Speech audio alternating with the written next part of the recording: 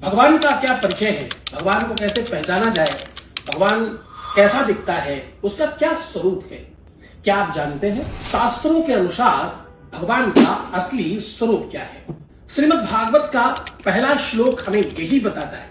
पहले श्लोक में बड़ी स्पष्टता से बहुत साफ साफ ये लिखा है कि भगवान का स्वरूप क्या है। श्रीमद् भागवत महापुराण के मंगलाचरण के भगवान के स्वरूप का वर्णन करते हुए महर्षि वेदव्यास जी कहते हैं, वो कहते हैं सच्चिदानंद रूपाय विश्वोत्पत्त्यादि हेतवे तापत्रय विनाशाय श्री गोविंदाय नमो नमः। भगवान सच्चित आनंद है।